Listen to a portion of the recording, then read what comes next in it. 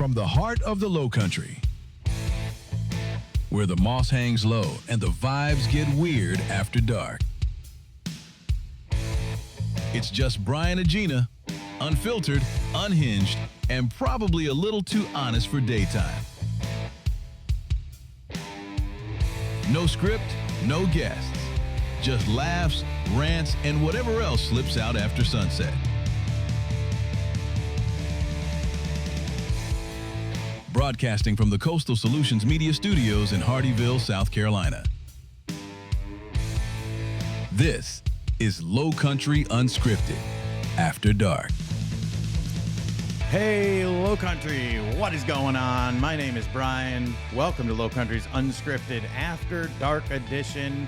Gina, say hello. Hey everybody, welcome to Lowcountry Unscripted. We've got some fun and exciting new topics to share with you all tonight. Let's get after it, babe. Yeah, we're going to talk about the crane that crashed into the Talmadge Bridge. We're going to talk about Paula Deen, a shrimp fraud lawsuit up in Charleston I had no idea about. The heat, a wreck on 95 I didn't know about. Not the big one we talked about the other day, but apparently another one. And so that's what we're gonna just jump into that. Yep. I think Gina's got a few oddities to tell you, and it doesn't have to do with the expo, unfortunately. So no, not yet. I'm gonna dive into that at a different time. So I was alerted. I don't know what time it was. It was I believe it was sometime this morning, but the Talmadge a crane, pardon me, a crane from, I'm guessing, the construction over on 17, they're building a new flyover bridge. It's relatively massive. They got one of them done. They were working on the other one when I was diagnosed with cancer, and I have not been back there since. I mean, that was my route to work every day. So, and the importance of this is that, number one, the traffic apparently was a bitch. People had to walk to work in this heat that worked in downtown Savannah. And because you don't have any other way. You got to kick on 95, or you got to go down 17, a 2-lane road that's under construction with 1-lane traffic lights. So, and I don't know if those are still there, so don't quote me. But the biggest impact, though, the $40 billion a year business that we have sitting at the Savannah port, there are different regulations when it comes to, okay, the bridge got cleared. They can say, okay, yep, the engineers cleared the bridge. You can travel over it again. But the big but is, can container ships go under it? The Coast Guard is going to have to do their own study. So they'll probably send us some kind of, I don't know. They'll probably send the Army Corps engineers down here to look at each other and go, okay, yeah, we can let a boat go through here. I mean, they don't care about the car, but so I think it says here that the port is still they've cleaned up the crane. Last I saw, it was still there. So, but I saw the video. Did you see the video? I did, because it was very funny to me. Not the crane hitting the bridge, but what happened after when the guy was like, "Oh fuck!" Yeah. I didn't even finish saying the word, but yeah, I thought that was funny. Yeah. So that part was funny, not the crane hitting the bridge part. But anyways, I posted the video. It's on my personal Facebook. Mm-hmm. And so if you want to see it, it's on there. It came from the Port Truckers page. Shout out to all my truck driving buddies. But I was hoping to I figured somebody had to have their phone in their hand to take a video of this, and sure enough, they did. So I was able to see it, and it was pretty bad. I mean, the crane hits the bridge, and then, I mean, that's got to be a massively tall crane, because it hit far up the bridge and far up the boom shaft of the crane. Like, there was probably at least 30 feet left on that thing. It looked pretty tall. It hit the suspension cables and knocked knocked whatever covering off of them. Yep. So, but man, that thing fell like London Bridge, man. Gone. So, Gina, why don't you tell them about the heat? Well, it's going to be hot this weekend still, but more sticky than anything. No. I know. It looks like we could possibly get flash flooding. There's already spot flooding. Problem is the roads around here there's When's nowhere it supposed for the to water. rain? Saturday. Tomorrow. It said So Charleston, Savannah, and coastal South Carolina. By Saturday, we're supposed to get 3 to 5 inches of rain. Buckle up. Flood risk is a level 2 out of 4. Yeah, there's nowhere for that shit to go around here. No, there certainly isn't. But apparently that's all that's coming in hot this weekend is Well, the rain. Looks like we'll be staying inside for yet another weekend. So That's my favorite thing to do in the midst of the summer is to stay indoors. I heard we don't have a golf cart anymore either. So My. I guess the tire popped. Oh, well, So yeah. is what it is. Yep. And so I guess that doesn't mean, the pool looks like the pool's out anyways for this weekend. So, but anyways, we don't know what are you guys doing this weekend? We want to, here's one thing that we're going to start talking about. We want more input from you, the community, the viewers on what you want to hear. I want you to drop it in the comments. Okay. We will read those comments and we will read them out, on the podcast, on the show. And I'm not just saying that. I mean, I'm a man of my word. I hold to it. So if you drop a comment in the description or in the comments section, then we respond to most of them very quickly. And if we don't happen to respond, trust me, we will be reading them or liking them or whatever, and we will address them on air. So. I'm sorry. I didn't mean to interrupt. One final thing about the flood warning system is being overhauled as of today, which is August 1st. It does change who gets notified, how quickly, and what levels of flood risk, which basically means we're probably going to get flood beeps, on our phones. You will, because there'll probably be a watch out. So that's exciting. Well, not exciting, but exciting because they're updating all that stuff. So flood beeps are incoming. Yeah. So I just, I wonder, if this bridge, that them hitting the bridge, if this happened during a hurricane, then what? The crane hitting the bridge? Yeah, that's a hurricane evacuation route for Savannah. Yeah. So, I mean, and who should pay for this bridge? Should it be the barge company or should it be the taxpayers? I bet you it falls back on the taxpayers. Sorry, Georgia. I just have a feeling the barge company probably has some insurance. Probably. And it might dish out a little bit of money, but it'll probably dish out the money to fix that crane. Because that crane, I guess there's structural damage to the bridge. So that's why they reopened it. They wouldn't have reopened it. If they hadn't reopened it, look at that bridge in Baltimore. That is closed. Okay, and it's still closed. It's not going to be open for a while. No, they're rebuilding. And I mean, yeah, the thing came down, but could you imagine if the fucking Talmadge Bridge came down? I don't want to think about it. Oh, no. Wow. Yeah. That's deep. I don't know, Lowcountry. What do you think about that? What would have happened if the Talmadge Bridge would have come down? We would have been live from start till still now. We'd still be talking about it. But anyways, we are going to move on anyhow, and I'm going to move to this. So today, I was working with a few of my AI systems, trying to make a producer, and we made an AI producer to help capture some of the things that you're out there talking about on social media. So, number 1 was the Talmadge Bridge. Number 2 is a shrimp fraud lawsuit in the city of Charleston. Have you heard about this, Gina? Only because you told me about it. Okay, so apparently a lawsuit was filed on June 13th. It was updated on July 3rd. Let me not mess this up. So it's the Shrimp Fishermen's Association. South Carolina Shrimp Fishermen's Association. I'm sorry if I butchered your association, but whatever association you belong to, I'm talking to you. They have sued these restaurants. Let's talk about this. A company went in, and the name of this company slips my mind.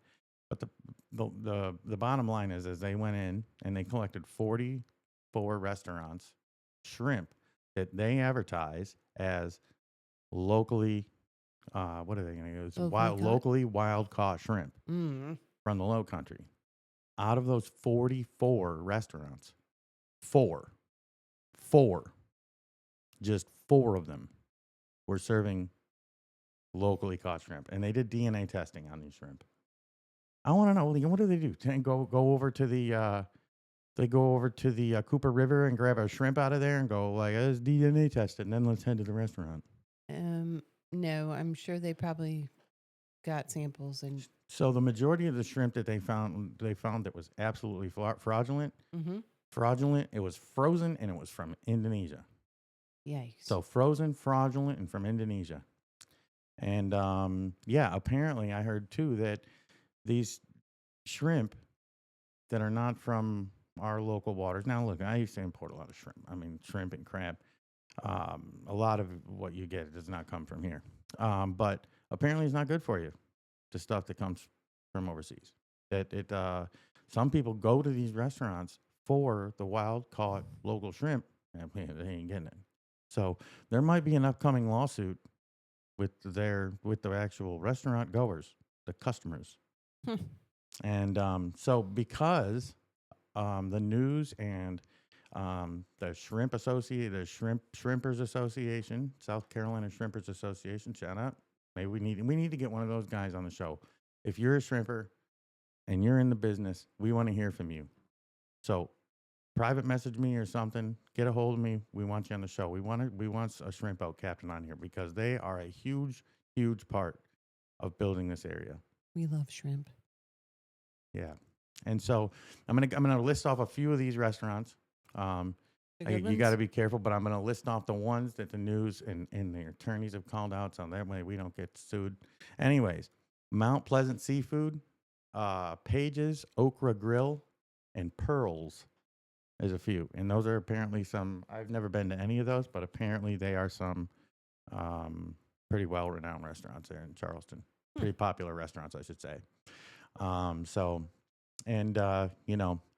mean, should menus be bound legally to tell if they tell you it's a fresh catch of the day, it better be the fresh catch. That thing better have stopped swimming within the last 6-8 hours. That's what I'm saying. Within 24 hours. I was gonna say, I thought they were gonna have to have like a pond within at the 24 back. hours. So, Well, I mean, you've been to Wegmans. I mean, they have fish swimming in tanks. You can get a live one there, but not around here. Sorry. I mean, you can get the live lobsters. I've never seen any fresh fish swimming around. No Wegmans here, unfortunately. Yeah, the Lowcountry lost there. But hey, I heard that they're in Cary, North Carolina. They're inching their way down here. They're inching their way down here. So, and let's see here. So there was Gina spoke about a wreck the other day on 95. Well, there was another one. Yeah, the big one. There was another one. This was a few days, I think, before. It was on July 22nd. And the Culleton County firefighters are saying, now, understand this. This was a while ago, but back in 2010-ish when I was, working as a medic, the stretch from the Savannah River to exit 33 on 95 was the deadliest stretch of 95 in the country. So I say that to say this. They cleared all those trees out of the median. That helped because, if you went off the road, you were a dead duck. And you were in the marsh. You were in some wetland. So it was real wet there. Mm-hmm. And so they've cleared those trees out. But this was a multi-vehicle accident between a SUV and a box truck. And apparently one of them burnt up. And they said it was one of the worst vehicle fires they've seen in recent memory. So it must have been hot. I'll bet you can still see the spot on the pavement. Probably. Yeah. But unfortunately, tragically, we lost I think it was a father and son. Let me see. Well, there was a father and son in the big. Yeah, I think, nope, this just says left 2 dead. So, it's that 95, be careful. That's how fragile life is. It's the busiest highway in the United States. And it probably still is. And that's the most deadliest stretch, and we live here. So, I used to be a truck driver. I'm telling you guys, be careful. I've heard some people that have heard about this accident and the other one, and they have stopped using their phones. Mm-hmm. And they even said it. I'm guilty. I've used my phone. I speed. I'm not doing it anymore because, all you have to do is see one of these one time, and then find out it was because somebody was sending their buddy a text. Yep. And then it really changes your outlook. We've really got to retrain society because what's going on right now, not only is it dangerous, I feel like it is worse because it's premeditated. It is worse than going and and getting absolutely annihilated and getting behind the. I mean, at least you're annihilated. Your eyes are on the road. That You is at least true. have a chance. But when you're sending a novel to your girlfriend, what you looking at? Hmm. Your phone. And just so people know, okay, I bet you that when you look at your phone, what happens? You You pull take your vision off the but road. you pull your hands together because that's how you're used to using two hands with a phone, and you pull your hand down and the steering wheel comes with it, and that's why you veer into the other lane. Okay? And you're not going to be able to reprogram yourself. Period. End of story. Stop using your damn phones. That is probably why most accidents now are occurring, in my opinion. Because I've seen it. In the big truck, you can see everything you guys are doing in those cars. And I would say 90% of you are on the phone. 90%. That's not a lie. It's not an exaggeration. People probably stop when somebody hits their family. God forbid that ever has to happen. Yeah. But it shouldn't have to come to that. I'm telling you. Happens Believe every me, couple of years here. I've seen so many accidents. And most of them are, you come, hey, did you see that accident in Birmingham? Yeah, a guy was on his phone, killed a family of 4. There's your wake-up call. So, we got that. I think, I will bring this up. We were going to talk about it the other night. But Lake Murray, which is in upstate, okay, we're still going to talk about it. Because I think there needs to be some regulation. There needs to be some signage. Look, we got signs all over here with rip currents, alligators, stuff like that. The brain-eating amoeba death. It's viral right now. People are talking about it. They're still talking about it, even though it happened. It happened on earlier in the month. I think it was July Definitely 3rd, or let me see. It It's a happened. 12-year-old, right? Oh, wait a minute. No, I think this is new. The date of death was July 29th. That was just a couple days. This is another one, folks. So a 12-year-old boy took a swim in Lake Murray and later died of Nalgeria fowleri. That's correct. A brain-eating amoeba. So, I mean, if I'm guessing, I'm just using some common sense here. If you don't know what an amoeba is, it's a microscopic level organism. Okay, it looks like a little, with that stuff they had on Nickelodeon. What's that called? Slime. Yeah, it looks like a little slime, like you just splooged a little spline. Yeah. So, anyways, but that thing went in and just ate his brain. I guess I'm guessing. So. Well, you have to. I discuss this at work pretty regularly with people because I'm not an ocean person anymore. Not after the whole shark situation. But regardless, it's just gross, in my opinion. So I think either it's the same kid. I'm convinced it's got to be the same kid. But now this says right here. Is it a 12-year-old? It Does is. it say he's 12-year-old? Mm-hmm. Then maybe he passed away. Oh, was he still alive before? Well, I don't Probably. know. So that's probably the case. It probably is not another one. So don't freak out, everybody. I don't want to freak. That's one thing we don't want to do. We're not here to scare you. We're here to say, listen, this is what's going on. These are the facts behind it. You might want to wake up. Look, I read something else today let's talk about the rip current. Look, you do not want to be on the beach in the water when there's rip currents. So apparently, 5 people have drowned this year. Yeah, they're in very Beaver concerned. County about it. They're very concerned. So what's the big deal here, people? Is it the sharks, or is it the rip currents? Because I know the answer to that already. Nobody's died yet of a shark bite, but 5 have died from drowning from a rip current in Beaufort County alone. And like I said, there was 2 in St. Simon's Island a couple weeks ago. I did a little research on it.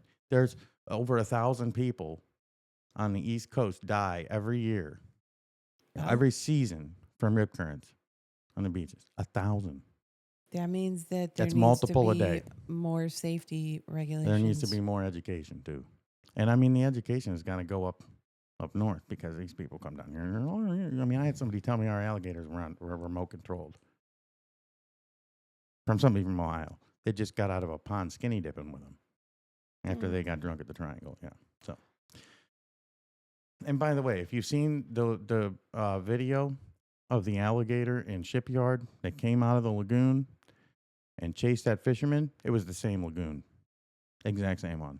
They were in there in their skinnies, and they were So there's a lot of emotional stuff going on. Apparently this boy has now died, and he died on the 29th. So this is news, and I'm glad I brought it up.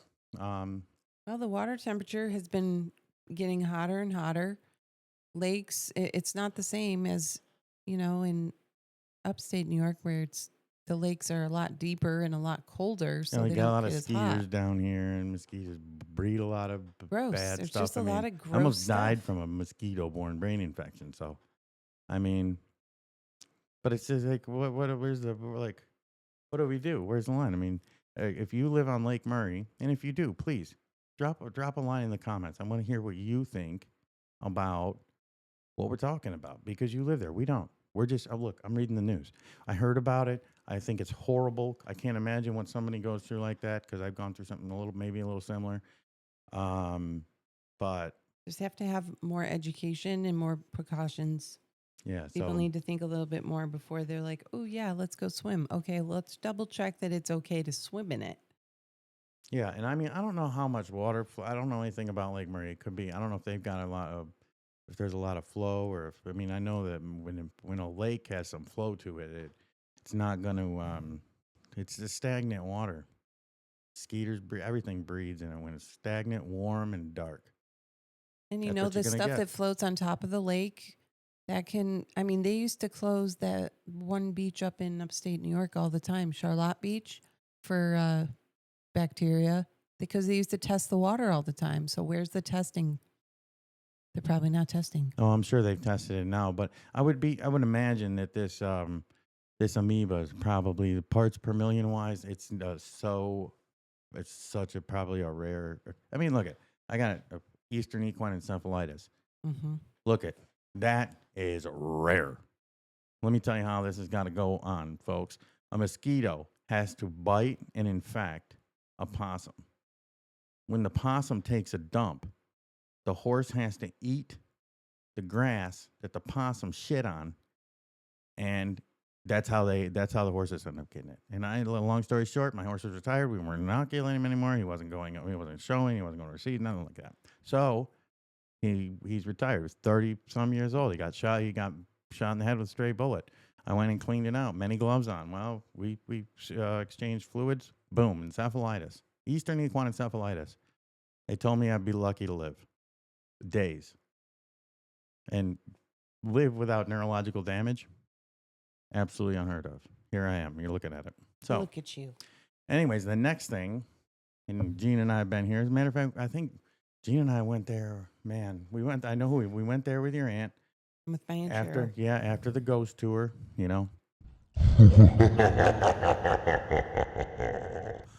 and that is, we've got some sad. Some of you might think it's sad. Some of the people in Savannah say, well, good riddance. About time we need some new fresh stuff in here. But Lady and Sons in Savannah, Paula Deen's restaurant, Closed. today was their first day. They have closed, and they announced it today, and yesterday was their last day of business. That would be the 31st. So There hasn't really been any other chatter about it. if you were planning, no, there wasn't. And if you were planning on going down to Lady and Sons because you've been doing it for the past 36 years that she's been there, You can go to the other locations that she still has open in other parts of the state, but just not here. yeah, well, I mean, so if you were planning on going there, cancel that. Maybe if you had plans for it around the weekend of September 13th, just switch those right over to the World Oddities Expo, and you might see us there. I'm going to take my camera and film that and bring it back and show everybody, because I think it's going to be awesome. I don't know. I think it's going to be cool. I want to see some freaks. I saw a guy today with 6 fingers. He had five digits. Yeah, he plays for football for a professional team. He's a receiver, I think. He's got an extra finger. His hand's massive. Seems like an unfair advantage. It seems like he's got like a baseball glove. I don't know. I got to do a little more research, and we'll report back on that.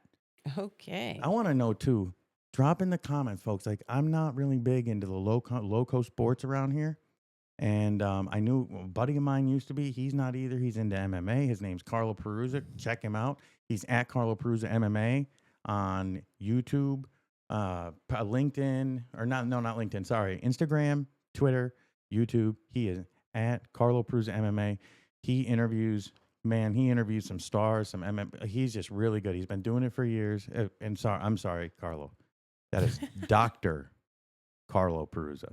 We love you, Carlo. Yes, you're the man. So, anyways, I'm not sure where I was going with this, but Carlo came to my mind. What was I saying there? You were talking about sports of the low country. Oh yeah. So the guy. Oh yeah. If there's anybody out there, and I know there is, you're listening, and you've got a pretty good idea what's going on with the loco sports, with the high schools, and the football we got coming up. The girls' sports, all that stuff. The basketball comes up, and I know that we have some great girls' basketball players around here and boys. But we've got, and I know for the boys, we've got a hell of I think every place around here has got a good football team. I mean, better than what we're used to. Where we went to school. Every public school and private school, they all have them. Yep. Yeah, you guys push them up down here, but so yeah, we're interested to hear about that because we want to talk about it this year. Maybe we bring some of these star athletes, these students, into the podcast and talk to them about where they want to go to school and where they want to be in 5 years. And let's start writing their story. Let's start helping them write their story. It's like we're trying to help all the people out here in the Low Country write yours. If you don't have one, contact me. We'll talk. So, very exciting stuff. Yeah. So out of towners were stunned today. They went and they tugged on Paula's door and it was locked because they didn't say anything. So what does Savannah want? What do the locals want? Are we due for a fresher Southern voice here? I would say so. She's been 36 years. Yeah. Slowing down in the past few years. And I'll be honest. I mean, the food was okay. I mean, it's it's an experience. But well, we weren't in the general seating either. We were upstairs. No, upstairs, downstairs. I mean, I still ate the food, and it was okay. It's okay. Honestly, it was so long ago. It was okay, and it was expensive. Oh well. But everything is now. Yeah. I want to say the two of us was $100, 120. Well, we also were drinking pretty heavily. But let's see. So I mean, Savannah. I mean, I'm sure there's some of Savannah that is mad. However, I'm looking right now at what they're saying on Reddit and some other platforms. I'm not going to name for legal reasons, but I'm just going to say that Reddit. There's quite a bit of chatter about this, so we want to hear about it in the comments. So, and can you leave comments? You can't leave comments on Spotify, can you? There's no chat. There's no chat. Yeah. So, if you do listen to us on Spotify, and I just talked to one person today that listens to us all the time on Spotify, Henry, you the man, dog. Touch of Class Painting. He's in my networking group. Hi, Henry. Man, I love that guy. He's so cool to talk to. He's got this. What's the word I use for him? He's got this like. He's so even, just so steady. He's going to be on the show, so you're going to hear it. He's a lot of fun to listen to because he's just so constant and so steady, and it's great. He's a great conversationalist. I can't wait to have him here. As a matter of fact, I've already invited him. So, yeah. Oh, and we've got Charles Davis coming back, and Charles. We love Charles. Listen, Charles is coming back. First time he came on here and educated the community about a subject that people are extraordinarily undereducated on, and that was including all of us, me, Gina included. I loved having Charles here. It was so educational. I learned so much from him, and so did the community. His little shorts went viral. He's going to come back, and he's going to talk to us about what it's like to live over in Margaritaville. I'm so excited. And I'm telling you, I don't think there's a better guy because I'm pretty sure that he goes out and does Mardi Gras, Margaritaville things, like those of you in Sun City probably do the Sun City things. Well, we're going to hear about Margaritaville because I'm sure there's a lot of real estate agents out there. You guys know about it, but I don't. And I'm sure there's a lot of people never been in there. I mean, it's just now starting to get developed, and um, Seems like a nice area, like nice community. I don't know though because I've never been in there, well, but I know that they I know got friends have gone in there to look at houses and stuff. So 55 and older. yeah, I Yeah, know some but friends it's that are with people that are yeah, 55. but it's so the houses are all colorful, like the ones at the beginning of our street. Yeah. Yeah. So that's that. By the way, that thing that was I was not a fan of that. Those colorful houses and everything. The cottages of The Argent. Charleston type, color scheme of these. But it has grown on me significantly. I think they're cute. And these cottages, when you first turn on East Argent Boulevard on the right hand side, those are the ones that I saw. I still was on the fence about them until I Mhm. put a drone up because I did that commercial shoot for the Oh, right. the storage place. Yeah, Mhm. and I put a drone up and I saw those from the sky. They look so cool. Hmm. Oh yeah, it looks like a multicolored checkerboard. They're so neat. It's just right across the street. I'll probably go fly over there again because Okay. that's a neat scene. It's a neat scene. Did So you- that's something that's just being brought to the Lowcountry, and I think it's cool. I think it'll really break some things up here. What you got, Gina? Did you know that there's a new donut shop that's opening up very close by to us, actually? Where It's is it on East Argent Boulevard? it's Okatee Boulevard. It's across from Sun City, kind of like over where the Over food by line Riverbend. is. There, Oh. where the food line is, but there's a new little plaza they built like right across from it, Oh, and it's called Parlor Donuts, and they are opening August 9th, and apparently they have a bacon maple glazed donut that everyone enjoys. all right. Well, for those of you out there that enjoy donuts, I like Yep. bacon on donuts; those are really good. great. Just Yeah, saying. we can't have that stuff in the house because I'm gonna get fat again, and That's why you not happening. go So and you have one donut while you're at the no, shop. no donuts. Okay. No, it's better to just keep them away because you have one, and look, it's just like Pringles. Once you pop, you can't stop. Well, you can if you just buy one. Yeah, well, I don't know. That's okay. I'll take Jack. He likes donuts. Just don't bring them here. I won't. You don't get a because donut. You have one, and you're like, oh, those are good. Let me get a dozen, and then you'll eat that dozen in like an hour or two. At least, I mean, I know I would have. I mean, the ones that because Joe Gancio used to have them on Saturdays. I think they All Joy Donut Company Mm-hmm. would bring donuts over there to Joe's Classic Cuts. Shout out to Joe. I'm going to contact him. He's got to come on the show. He's done so much for our community. He has. If you don't know him, he's a great guy. New dad. And yeah, new dad, and he's done a lot, and he's such a smart guy. Like Very smart. Very yeah, he's such a great businessman, and he is so cool, so personable with each and every person that walks through his door. funny. Mm-hmm. So I mean, even if I'm sure there's a lot of people out there that are very loyal to their barbers. They don't cheat on their barbers. Well, just at least go. I mean, Joe probably doesn't want your business. Honestly, he's so busy. But just go and say hello. Go meet the guy because it's an experience. He's just a really neat guy, That is very true. and I want to have him on the show. So, Joe, you're going to be hearing from me, Joe. So, We like you, Joe. yes. Yes, we do. Yep. Always have, always will. So, aside from that, we've covered a lot of topics, but and the big but is, tell them, Gina, we want to hear from you. Yes, we do. We need to hear what you all want us to really touch base on this podcast. Or if you've got guests that you want to come in to maybe talk about some history or heritage or stuff like that, please let us know who they are. Absolutely. Like we've got a large network of people, but the biggest network we have is right through this lens, and we need to hear about what you guys want to hear and people you want to have on this show so we can talk when we have the actual, stories that built the Lowcountry. That's the premise here. So we Gene and I hold these to kind of inform the community about what's going on.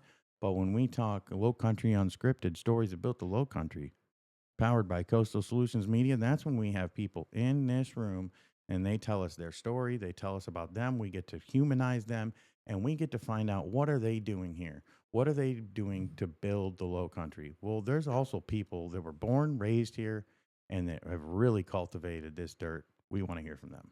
Absolutely, we do. So, and the way we're going to do that, drop them in the comments. I don't care. You can drop them on any one of our videos, any one of our shorts. I would rather they be the ones current, but I get a full gamut of that stuff. So, yeah, please, Low Country, tell us what you want to hear. Comment on some of the stuff that we've said. Answer some of the questions a little bit. I mean, do you want Paula Deen's? I mean, are you upset about that? What restaurant would you like to see take its place? Do you like us talking about random stuff? Because we are the king and queen of random talking. We could talk about anything you want. But I also don't care if you guys don't care, because I'm going to let you know anyways, because some people need to be educated around here. And I'm sorry for you all the folks, but, you know, when you move from the north down here to South Carolina, we can tell. We can tell. Yeah. We're like, oh, where are you from? Ohio? Wait, nothing against Ohio. That was one. A lot of Ohioans come down here. A lot of New Yorkers come down here. We're from New York. Like I still get pegged for being a New Yorker at work.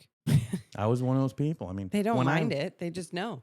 The first city I moved to in the South, which was like when I got out of Florida. I don't really consider Florida the South. I mean, that's a weird, you know. That's just silly. Yeah, there's It is the South. That's a cultural melting pot down there. You got you got old, really old, God's waiting room, and then you got really young, and there's some in between. And then there's the And a lot of colleges and rednecks. yeah, down in Okeechobee. Woo! You know, I'm talking. I think a friend that listens to this from down there, but so yeah, I'm talking to you. So, but yeah, anyhow, I moved to Noonan, Georgia. It is the Bible Belt capital of the United States, more than likely, and they speak differently there. So, you know, Yes, some people say it here, buggy. We call it a shopping cart, okay?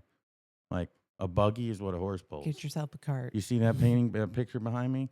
That four-wheeled vehicle, those three horses are pulling, that's a buggy. It's actually a carriage. It's a demi-male fan, to be honest with you. But, yeah, that's a buggy. And they'll say, down yonder. But, you know, it is what it is. Thank you. Thank you. Thank you. Oh, boy. It's okay, it's cool. I mean, but for those of you who everyone from all over. you get anyway. used to it. But you can tell when these people come down from the north, and they got Slammer and Jammer and Joe Beamels that has been living here his whole life. And hey, bud. You mean like the slower way of talking and doing things? Yeah, and they're sitting there like. It took me a long time to realize that when I moved here. Can you get going, buddy? And they don't get going, Northerners. They don't. Northerners, we're real quick, constant, just real like bam, bam, if bam. If they bam, start bam. talking fast, you're gonna start hearing like tongues. Like, it's not gonna like the Southerners. No hurry, and I love that. I will say that Southerners are more polite. Yeah, and I love the no hurry. I like that they hold doors for you. I like that they smile at you or wave at you at the grocery store. I don't mind that. And I used to do that in the north, and they would just look at me funny.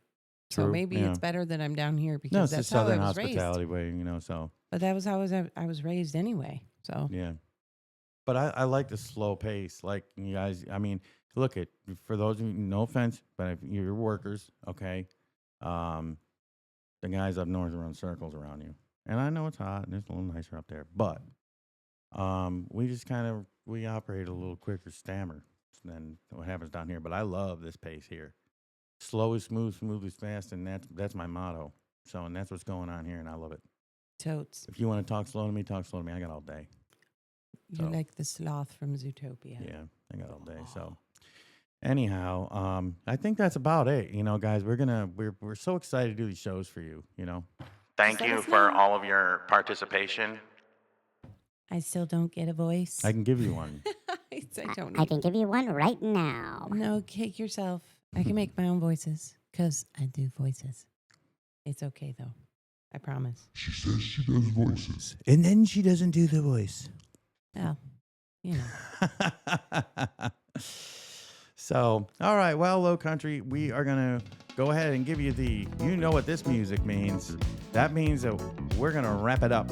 And yeah, we're going to try to keep these shows, 35, 45 minutes for y'all. People say they like that instead of, let's sitting down and talking to somebody who's really cool for 2.5 hours. Yep. Which if you have not seen the Captain Chip Michael Love episode, you got to go and check that out. I do believe it's episode number 9. So, and every guest we have, we build up a really big fan base for every single one of our guests that comes in because we love them. Yeah, we want people to know about them. I am absolutely humbled, Low Country, that in 30 days, it is going to be 30 days on the 3rd that we have been operating. And we're almost 700 followers, almost 100 subs on YouTube, Instagram, and TikTok. They're also going absolutely phenomenally. I think I have 50 followers today on TikTok, and I started it 3 days ago. So you guys are out there, you're interested, but there's a lot of you, 78% of you, if you want the metric, 78.8% of you watch our stuff, but you don't follow us, you don't like it, you don't subscribe or anything like that. So please, you see the sign? It's not going down. You need to subscribe, follow, like, share, and comment. We are at Lowcountry Unscripted on YouTube, Instagram. Let's see, TikTok, on X. We are Lowco Unscripted on Facebook. Lowcountry Podcast powered by Coastal Solutions Media. And so there's the rundown, www.lowcountryunscripted.com. If you have forgotten, and all of the links to our socials are down there, they're right front and center on the page to make sure that you guys have access to them. You can also go and check out our episodes there, but I'll be honest with you, I haven't posted them. Still last thing on my list, the social media to get this out to the people of where you guys are looking at your phone. That's my priority, is getting this stuff right out to you guys. You guys just send us your questions. Send us a hi. We're fine with just say hello. whatever. Just say hello. We love meeting people. And we love everybody that's just taking the time to watch us. So maybe on thank these After Dark things, we'll start taking some callers. If that's something you guys want to do, I can do that. I can take callers, bring you right into the studio. If you want video, I can do that too. I'll send you a link. I don't want to do too much of that. I want everything here in the studio. But that is an option, so think about it. Maybe we'll do one show a month like that. So if it's something you want, like I said, you got to drop it in the comments or we won't know. But aside from that, Low Country, keep building, keep dreaming, keep writing your story, and we'll see you next time. We love you. Bye now. Bye.